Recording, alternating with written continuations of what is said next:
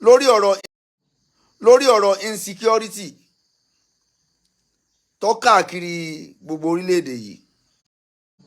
Lórí ọ̀rọ̀ insecurity kí ló dé tí àwọn èèyàn ń pariwo olóyè Sunday Igboho pé kó wá gbà wọ́n sílẹ̀? Lórí ọ̀rọ̀ insecurity tó káàkiri gbogbo orílẹ̀-èdè yìí. Lẹ́yìn ìgbà tí ìran Yorùbá tán ti betray olóyè Sunday Igboho, mi ò fẹ́ sọ̀rọ̀ lórí ọ̀rọ̀ yìí tẹ́lẹ̀, ṣùgbọ́n ọ̀rọ̀ tí bàbá wa Ọbásanjọ́ sọ lánàá ló jẹ́ kí n jáde wá sọ̀rọ̀. Mo rí àwọn èèyàn, fídíò àwọn èèyàn tí wọ́n ń jáde lórí ọ̀rọ̀ Sunday Igboho pé olóyè Sunday Igboho gbà wá o. Kódà àwọn tí ò dá sí ọ̀rọ̀ Yorùbá Nation tó jẹ́ pé nígbà tá à ń pariwo láyé Yorùbá Nation tí gbogbo wa fọ́n síta, especially èmi yìí, àwọn èèyàn sọ wá lẹ́nu, wọ́n sọ wá lẹ́nu, àṣejù wa ti pọ̀ jù, kí la fẹ́ fi Yorùbá Nation ṣe? Àwọn èèyàn ń pariwo Yorùbá Nation gbà yẹn, àwọn èèyàn rí wa gẹ́gẹ́ bí aláṣejù, gẹ́gẹ́ bí ẹni tí ò mọ ń tọ́kàn nínú ìgbésí ayé. Bá a ṣe ṣe wàhálà tó lórí ọ̀rọ̀ Yorùbá Nation, ṣé bí gbogbo tá à ń sọ tá à ń wò náà lélẹ́yìí, pé àwọn ìran kan nínú ẹ̀yà mẹ́tẹ̀ẹ̀ta gbòógì tó wà lórílẹ̀‐èdè yìí, àwọn ẹ̀yà kan ríra wọn gẹ́gẹ́ bíi pé àwọn làwọn ní orílẹ̀‐èdè yìí, bí àwọn ẹ̀yà kan ṣe rí nìyẹn o. Ìyẹn àwọn ẹ̀yà Fúlàní, rí orílẹ̀‐èdè yìí gẹ́gẹ́ bí ogún bàbá wọn. Gbogbo tá à ń pariwo lé lórí ọ̀rọ̀ Yorùbá Nation gbà yẹn nìyẹn o. Àti kí ni tọ́jọ́ iwájú fẹ́ bí? A bẹ̀rẹ̀ sí ní ṣe wàhálà káàkiri, ẹ̀yin bàbá wa, ẹ̀yin lọ́balọ́ba, ẹ jẹ́ ká dúró lọ́tọ̀ọ̀tọ̀. Tá a bá tiẹ̀ wá dúró, a ti wò pé tí ó bá tiẹ̀ wá bọ́ sí, tí Yorùbá Nation ò bá bọ́ sí, regional system ọmọ àbọ̀ sí. Àwọn èèyàn sọ Sunday Igboho lẹ́nu, gbogbo àwọn táwọn ṣe Yorùbá Nation wọ́n sọ wá lẹ́nu, débi pé wọ́n bẹ̀rẹ̀ sí ní sọ wá lórúkọ tí ìyá àti bàbá ò sọ wá nígbà náà lọ́hùn. Ṣùgbọ́n a dúpẹ́ pé àníyàn wa àlìjàsá min jinsil amali, àníyàn tí èèyàn bá fi ṣiṣẹ́ lọ́lọ́run fẹ́ wò. Àfi àníyàn tó yàtọ̀ sí ìgbáyégbádùn ọmọ Yorùbá nǹkan la fi ń pèpè o. Kì í dẹ̀ ṣe fámìlì wa la fẹ́ gbà fún.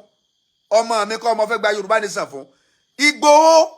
Ìgbòho kò gba Yorùbá Nation fọmọ rẹ o, kò gbà fún fámìlì ẹ o. Ó fẹ́ gba ilẹ̀ Yorùbá kúrò lóko ẹrú ni. Gbogbo ogun burúkú tí ń jà gbogbo ẹ wo gbogbo burúkú tí ń jà wá. Ṣebí náà ti ní wàhálà yẹn ti ń ṣẹlẹ̀ tẹ́lẹ̀. Ó ti dé ilẹ̀ Yorùbá báyìí.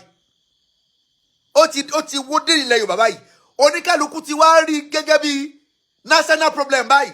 Tẹ́lẹ̀ àrí gẹ́gẹ́ bí national problem. Mo wá rí àwọn èèyàn lóríṣiríṣi tí wọ́n ń pariwo Sunday Igboho ló kù báyìí tó lè jáde o, Sunday Igboho gbà wá o, Sunday Igboho dákun o, Sunday Igboho ní tí ó ṣe fún yìí. Ẹ ti betray olóyè Sunday Igboho báyìí. Ìjọba yín ni kẹ́ ẹ bẹ̀. Yorùbá people have already betrayed olóyè Sunday Igboho by not supported the Yoruba Nation when Olóyè Sunday Igboho rose, when Olóyè Sunday Igboho started agitations. Nobody díẹ̀ nínú ìran Yorùbá ló support Olóyè Sunday Igboho. Díẹ̀ èèyàn nínú ọmọ Yorùbá ló support Olóyè Sunday Igboho. Majority wọ́n against Yorùbá Nation, they against Bokoda, ẹlòmíì against Yorùbá Nation. Ní dédé pé ó kórìíra Sunday Igboho. Sunday Igboho. Ṣé wá rí nísìnyí, Mùsùlùmí kọ́ nìkan ni wọ́n ń jí gbé o. Pásítọ̀ nìkan kọ́ ni wọ́n ń jí gbé o. Aláwo nìkan kọ́ ni wọ́n ń jí gbé o. Everybody tó bá rìn rẹ̀gbẹ̀rẹ̀gbẹ̀ wọ́n á jí gbé. ó bá jẹ́ àfà ó bá jẹ́ referent ó bá jẹ́ babaláwo tó gbóná wọ́n ń gbé babaláwo tọpọ́n ifá rẹ̀ wọ́n ń jí babaláwo gbé pẹ̀lú ọpọ́n ifá wọ́n ń jí àfà gbé pẹ̀lú àlùkùránì wọ́n ń jí pásítọ̀ gbé pẹ̀lú báíbù tiwa bá wa àbí ọba wa ṣé tiwa bá wa àbí ọba wa now àwọn tí wọ́n against Sunday Igboho níjó ní àwọn yẹn ni wọ́n wá ń jáde ní ìsìn tí wọ́n wá sọ pé Sunday Igboho gbà wá o Sunday Igboho ní solution báyìí the solution now is Sunday Igboho wọ́n wá ń pariwo bẹ́ẹ̀ báyìí pé kí Sunday Igboho jáde Sunday Igboho lè jáde because ẹ̀yin náà lẹ́ni kí ìjọba ó mú Sunday Igboho ń gbà yẹn ẹ̀yin lẹ́ni kí ìjọba kó incapacitate olóyè Sunday Igboho ń gbà yẹn ẹ̀yin yìí náà ẹ̀yin yìí lẹ́júwe ilé Sunday Igboho lẹ́júwe ẹ̀ fún àwọn tí wọ́n lọ attack ẹ̀ níjó ní ẹ̀yin yìí lẹ́júwe ilé Sunday Igboho fún àwọn tí wọ́n lọ sún adẹ̀sọ́ngbà yẹn pé ó ń bọ̀ àwọn láàjọ dẹ́ẹ̀dẹ́ ètí ń bọ̀ lókè yìí tó bá dé ọ̀run ń yabọ̀ ni kì í ṣe tọrọ ẹnìkan olóyè Sunday Igboho kọjá ẹni tí àwọn èèyàn dà lọ́nà olóyè Sunday Igboho kọjá ẹni tí bandit máa dá lọ́nà Igboho kọjá ẹni tí terrorist máa dá lọ́nà kódà tí wọ́n bá gbọ́ pé Igboho ń bọ̀ tán bá ń bẹ lójú ọ̀nà wọ́n máa yà tí bandit tí wọ́n bá gbọ́ pé Sunday Igboho ń bọ̀ o tí wọ́n bá ń bẹ lójú ọ̀nà wọ́n á kúrò lójú ọ̀nà fọmọ Adéyẹmọ ṣùgbọ́n wọ èmi àti ẹ̀ ń kọ́ ṣé tí bandit bá ń bẹ lójú ọ̀nà tán bá gbọ́ pé èmi àti ẹ̀ ń bọ̀ sán máa kúrò lójú ọ̀nà fún wa ẹni tó wá fi ẹ̀mí rẹ̀ sílẹ̀ tó fi gbogbo ìgbésí ayé rẹ̀ sílẹ̀ tó fi láìfo ẹ̀ sílẹ̀ síbẹ̀síbẹ̀ kí la fi san ibi la tún fi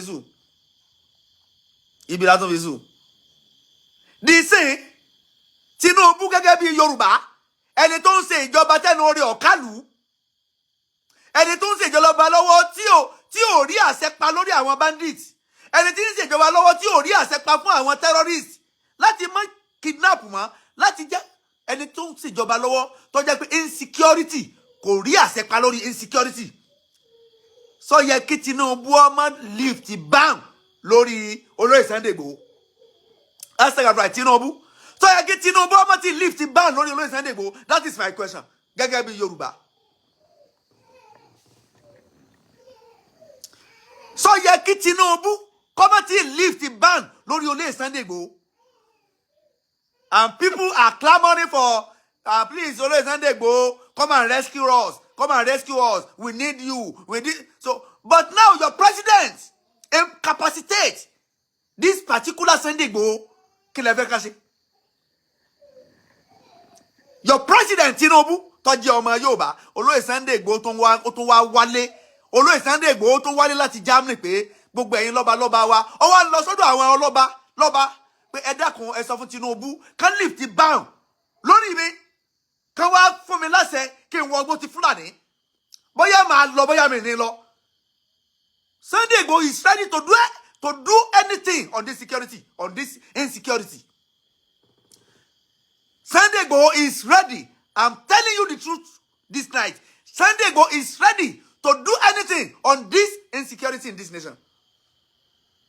Lóòótọ́ ọ̀pọ̀ èèyàn ní jáwàdé o ẹnìkan kì í jẹ́jẹ̀ mọ́ olóyè Sunday Igboho kò lè dá sí in support of pẹ̀lú ẹ̀yin lọ́balọ́ba nílẹ̀ Yorùbá in support of ẹ̀yin stakeholders.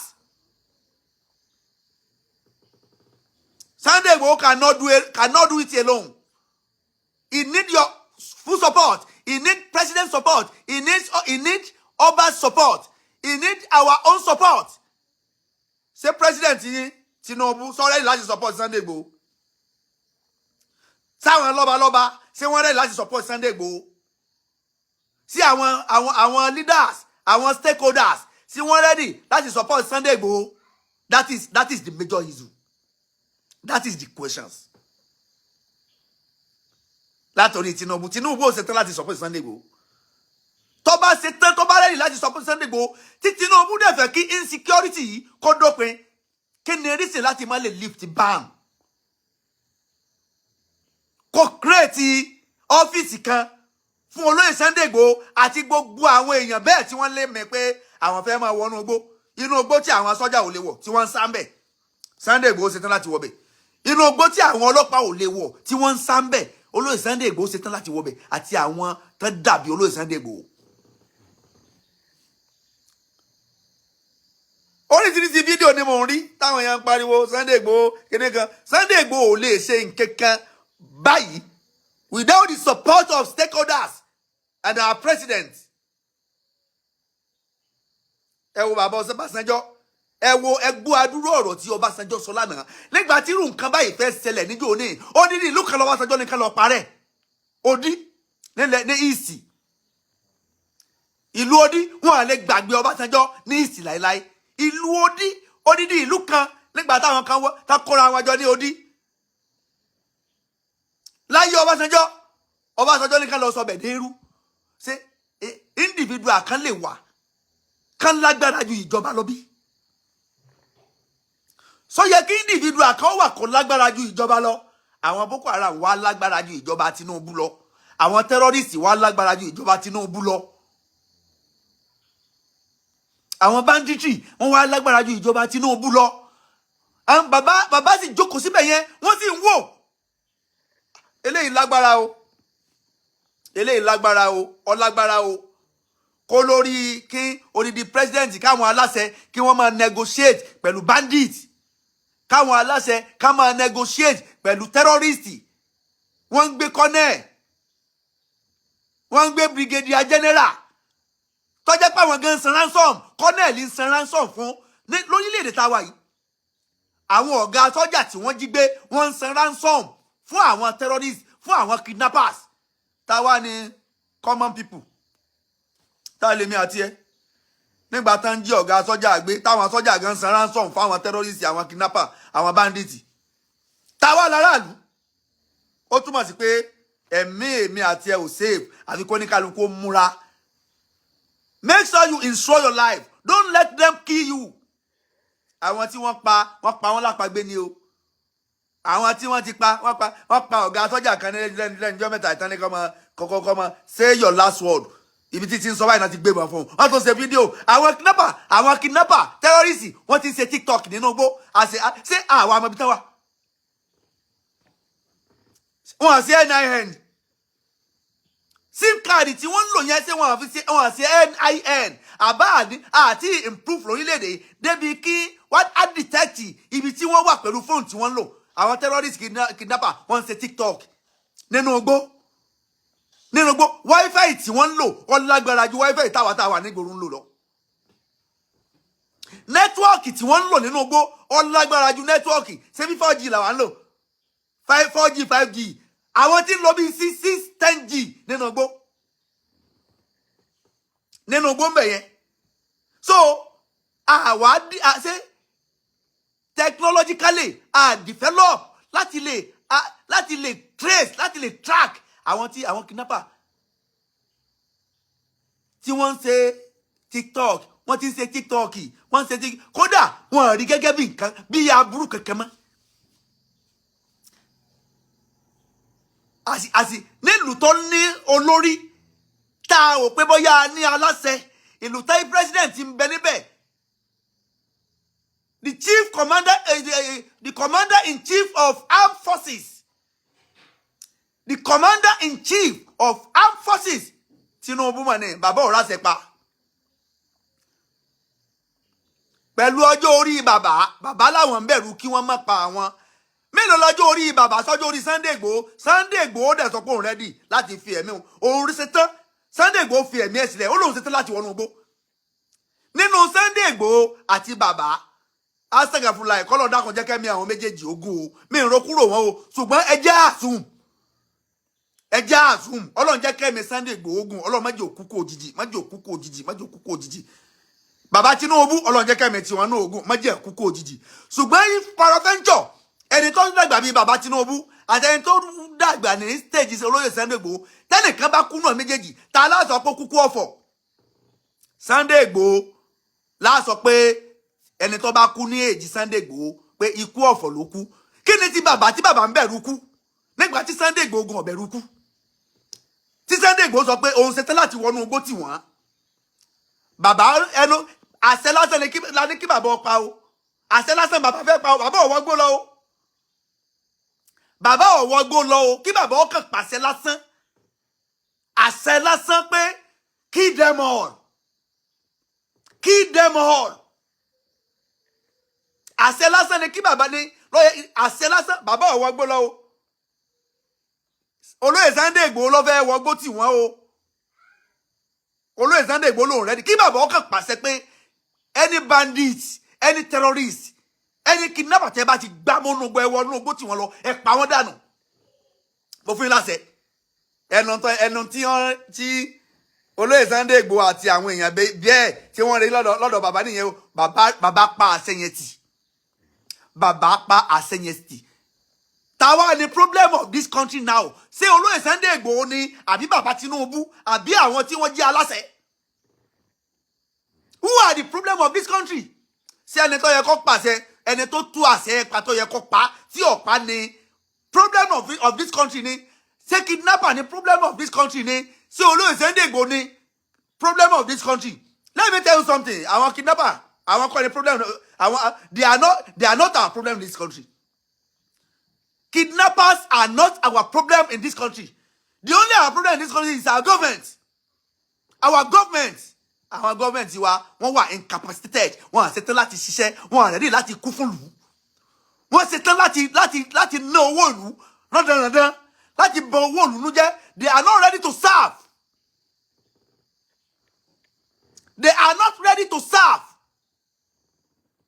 Àwọn kan dẹ̀ ń bẹ tí wọ́n fi ara wọn sílẹ̀ pé korúkọ àwọn ṣàṣẹ́kù gbogbo ibi tó bá fẹ́ já sí kọjá síbẹ̀ wọ́n dẹ̀ ń retí àṣẹ lọ́dọ̀ àwọn aláṣẹ pé kán fún àwọn ní go ahead irú táàsì tó tóbi tó báyìí olóyè Sunday Igboho kò gbọ́dọ̀ tún rọ́ọ̀lù mọ́ ó ti ṣerú ẹ̀ ṣáájú tó fẹ́ bu lọ́wọ́ tó lóyè Sunday Igboho bá máa dáhùn ìpè àwọn èèyàn lórílẹ̀‐èdè yìí lórí ọ̀rọ̀ bandit kidnapper terrorist láti wọnú gbó àwọn tó ń jẹ́ aláṣẹ gbọ́dọ̀ fọwọ́ sí láì jẹ́ bẹ́ẹ̀ ọmọ akéèrè náà là ránṣẹ́ ẹdẹ tòrò àwọn tí wọ́n rán lọ náà sọ pé àwọn ọ̀ràn mọ́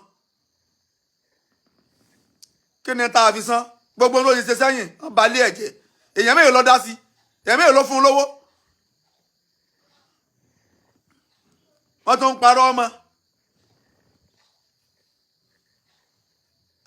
fábìmọ́ rahmatin minallahi linta lahum walau kunta fasongali solikolibi láǹfààní mini àwòríkà fàáfù á ní òun wá sẹ̀kìfì làwọn wọ́n ṣàwírí òun fìlẹ̀ hámórì tọ́rọ̀ bá dí gádígádí tán ọlọ́run dìídì bá ànábì sọ̀rọ̀ ni ìwọ ànábì o má jẹ́ kọ́kàn rẹ ó le tí o bá ti lè lọ le jù pẹ̀lú àwọn tí wọ́n ń bẹ lábẹ́ rẹ àwọn èèyàn máa dẹ̀yìn kọ́ ẹ́ wọ́n á sá kò lẹ́yìn rẹ wà pẹ̀lú àwọn èèyàn rẹ máa ṣàmójúkúrò fún wọn níbi wọn bá ti ṣẹ̀ gbogbo omi tó lóye Sunday Igboho bá ti ṣẹ̀ ọ bàbá Tinubu ó yẹ kán mójú kúrò kí wọ́n rí i pé national interest òní ọmọ yìí ní yé mójú kúrò fún ká lè jọ fọwọ́sowọ́ papọ̀ ká lè bá a lé ẹlẹ́yọ̀rọ̀ lọ àwọn tí ń dà wá láàmú wọ́n ṣàwírí òfìlẹ̀ amúrì bàbá ò ṣetán láti gba ìmọ̀ràn lọ́dọ̀ àwọn tí wọ́n ṣetán láti support bàbá àbàbà ò ṣetán tí bàbá bá ṣetán láti gba ìmọ̀ràn ni àwọn èèyàn ń pariwo láti ẹjọ́ yìí wọ́n ń jí àwọn èèyàn gbé láti ẹjọ́ yìí wọ́n ẹ mọ iye èèyàn tó ti kú nínú igbó ni ẹ mọ iye àwọn tí wọ́n ti fọ́gi tó pa nípakúpa nínú igbó ni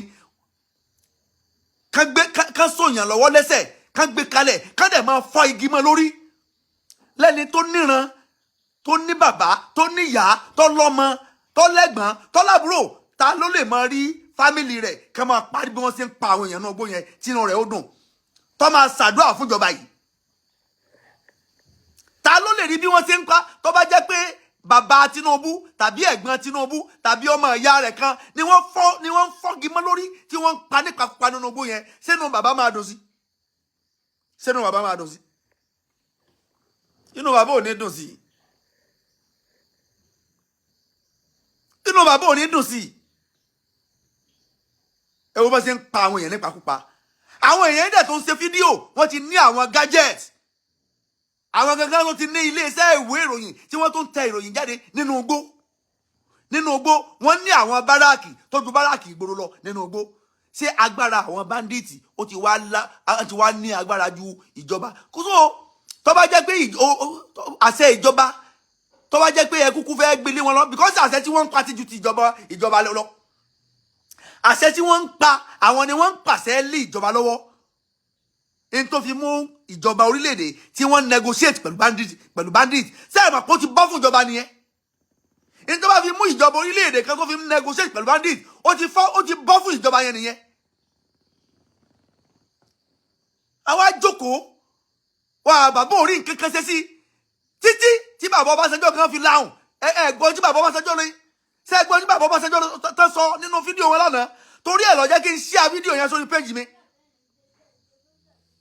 ṣẹ́gbọ́n tí bàbá Ọbásanjọ́ lọ tó sọ pẹ̀lú bí bàbá yẹn ṣe darúgbó tó tẹ́jú Tinubu lọ pẹ̀lú bá ṣe darúgbó tó ifá àtọ̀tọ̀ wáyé pé bàbá yẹn gan ló wà lórí àga ni ìtí ṣẹlẹ̀ yóò ní ṣẹlẹ̀ bàbá yẹn very active very agile bàbá yẹn dàgbà làákàyè wọn ò bá wọn darúgbó làákàyè yẹn bẹ́ẹ̀ tó pé pérépéré ẹgbọ́n tí bàbá Ọbásanjọ́ ń sọ bàbá Ọbásanjọ́ lè burú láwọn aspect kan bàbá yẹn very active wọ́n mọ tí ń pè ní ìjọba wọ́n dẹ̀ mọ agbára ìjọba lò kì í ṣe pé ká máa lo agbára ìjọba lórí àwọn common people àwọn tó yẹ kẹ́ ẹ lo agbára ìjọba lé lórí wọ́n ń bẹ nínú igbó ẹ nílò lé wọn lórí ẹ máa lo agbára ìjọba lórí àwọn tí ń bẹ láàrin ìlú tí wọ́n ní nǹkan kan tó lè ṣe sí àwọn tí wọ́n kó amúnísàn tí wọ́n fi ń dàlú láàmú wọ́n ń bẹ nínú igbó ẹ ní nǹkan kan ṣe sí wọn ẹ máa wá fi ìjọba ẹ máa fi terrorize ẹ máa fi dayé àwọn tí ń bẹ láàrin ìlú láàmú. ẹ máa fa agbára ìjọba gangan àkó ibi tó ti lè lo agbára ìjọba òun náà ni ààyè tí àwọn bandits wà yẹn ẹ lo agbára ìjọba ìjọba orílẹ̀-èdè yìí kò tiẹ̀ wá sí àwọn sí ẹ̀wà ní ammunition kankan ìjọba orílẹ̀-èdè yìí àti ẹ̀wà ní àní weapons kankan so bandits wà ní agbára wọn ní weapons ju iléeṣẹ́ ológun orílẹ̀-èdè yìí lọ àwọn bandits terrorists wọn wá ní weapons ju àwọn ọmọ ogun orílẹ̀-èdè yìí lọ ọbọ̀ fún orílẹ̀-èdè yìí every day by day wọ́n dẹ̀ ń bẹ́ nugbó wọ́n ń lo fóònù wọ́n ń ṣe TikTok wọ́n ń ṣe Facebook wọ́n ń ṣe láwọn bandit nínú igbó yẹn so ẹni ó bá jí fóònù nígboro ẹ mọ̀ bẹ́ẹ̀ ṣe ń track rẹ̀ kí ló ní tẹ̀lé track àwọn bandit ní bẹ́ẹ̀ nugbó bàbá Ọbásanjọ́ sọ lánàá èló ni drone tẹ máa lò drone èló lẹ fẹ́ lò ládùúrú owó táwọn èèyàn yìí ń jí drone èló lẹ fẹ́ lò láti fi capture wọn ládùúrú owó tí wọ́n ń jí wọ́n ṣàwírí òfìrí hámúrì tí ọ̀rọ̀ bá rí báyìí ó yẹ kí aláṣẹ kó ṣe ìmọ̀ràn pẹ̀lú àwọn ọ̀jọ̀gbọ́n àwọn èèyàn léèyàn láwọn tó rí wọn pé láwọn tó ṣetán láti sáàfù láwọn tó ṣetán láti ṣiṣẹ́ gbogbo wọn wá ń sá fún kú pẹ̀lú